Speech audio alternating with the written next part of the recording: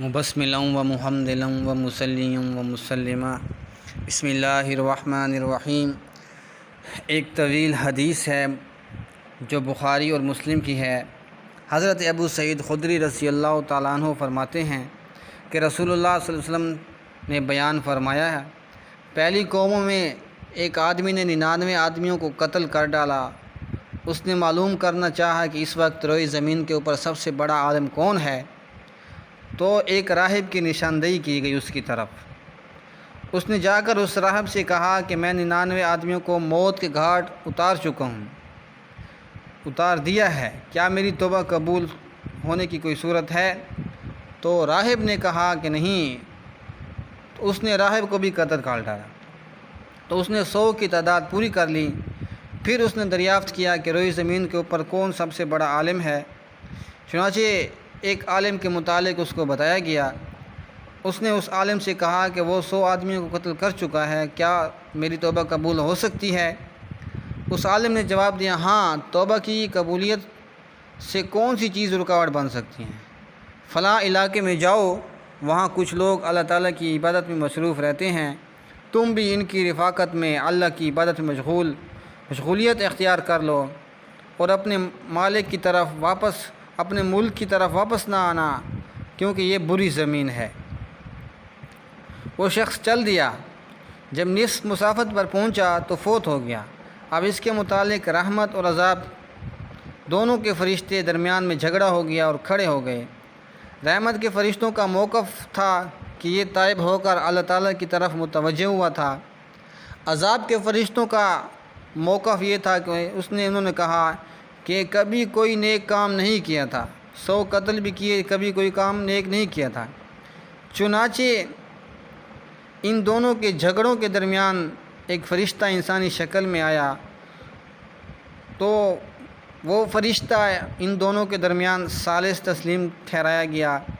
اس نے کہا ہے کہ دونوں طرف کی زمین ناپ لو، جس طرف کی مسافت کم ہوگی اس کی بنیاد کے اوپر اس کو لے جایا جائے گا۔ جب زمین کو ناپا گیا تو جس طرف وہ جا رہا تھا اس کی مسافت کم نکلی۔ اس بنیاد پر رحمت کے فرشتوں نے اس کی روح کو اپنے قبضے میں لے لیا۔ اور صحیح دوسری روایت میں یہ بھی آتا ہے کہ وہ نیک لوگوں کی بستی کی طرف ایک بالشت زیادہ تھا، اس لیے اس کو ان میں شمار کیا گیا۔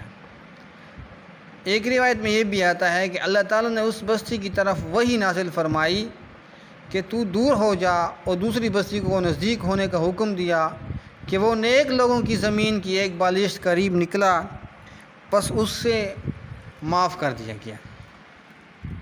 اور ایک روایت میں یہ بھی ہے کہ وہ اپنے سینے کے بل سرک کر اس زمین سے دور ہو گیا تھا۔ تو یہ بخاری اور مسلم کی حدیث ہے، متفقون علیہ ہے۔ تو اس کے بارے میں جب رحمت کے فرشتوں اور عذاب کے فرشتوں کے درمیان جھگڑا ہوا تو رحمت والے فرشتوں کا یہ کہنا تھا، چونکہ یہ شخص توبہ کر کے اس بستی کی طرف جا رہا تھا اور تائب تھا، اس لیے ہم اس کی روح لے کر جائیں گے۔ عذاب والے فرشتوں نے کہا کہ نہیں، اس نے 100 آدمیوں کو قتل کیا ہے اور ناحق قتل کیا ہے، ابھی تک اس نے توبہ نہیں کی تھی، اس لیے ہم اس کی روح کو لے کر جائیں گے۔ پھر اللہ نے فیصلہ فرما دیا کہ تم زمین کو ناپو، جس کی مسافت کم ہوگی اسی کا استحقاق اس بنیاد کے اوپر ہوگا۔ اس حدیث سے یہ بھی معلوم ہوتا ہے کہ آدمی جتنا بھی بڑا گنہگار بن جائے مگر اللہ کی رحمت سے مایوس نہیں ہونا چاہیے۔ لا تقنطوا من رحمت اللہ، اللہ رب العزت قرآن مجید میں بھی فرماتے ہیں کہ میری رحمت سے کبھی بھی مایوس نہ ہونا۔ علامہ طیبی رحمۃ اللہ علیہ فرماتے ہیں، جب کوئی بندہ سچے دل سے اللہ کی طرف متوجہ ہوتا ہے تو اللہ تعالیٰ اس سے راضی ہونے کے ساتھ ساتھ اللہ اس کے دشمنوں کو بھی راضی کر لیتے ہیں۔ اور اس حدیث سے یہ بھی معلوم ہوا ہے کہ اگر کسی نے کسی آدمی کو جان بوجھ کر قتل کر دیا، اگرچہ یہ بہت بڑا اور کبیرہ گناہ ہے، مگر اس کی بھی توبہ قبول ہو جائے گی۔ جیسے قرآن مجید میں اللہ رب العزت فرماتے ہیں، الا من تاب وآمن وعمل عملا صالحا فأولئک یبدل اللہ سیئاتہم حسنات، مگر جو توبہ کر لے اور ایمان لے آئے اور عمل صالح کرے تو اللہ تعالیٰ ان کی جو برائیاں ہیں تو اللہ تعالیٰ اس کو نیکیوں سے بدل دے گا۔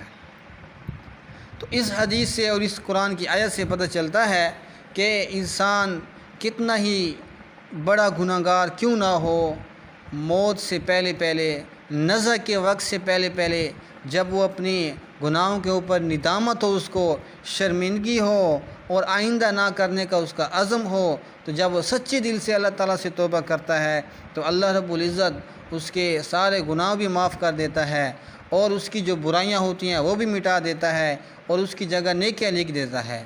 اور توبہ کی شرائط پہلے والی جو میں نے اس میں بیان کیا ہے، تو توبہ کی کچھ شرائط ہیں، وہ اس کو لاگو کر لے اور اللہ رب العزت سے توبہ کر لے اور اپنے تمام گناہوں کو چھوڑ دے تو اللہ رب العزت اس آدمی کو بخش بھی دیں گے اور معاف بھی کر دیں گے۔ اللہ رب العزت ہمیں بھی اس کے اوپر عمل کرنے کی توفیق عطا فرمائے۔ اقول قولی ھذا واستغفر اللہ۔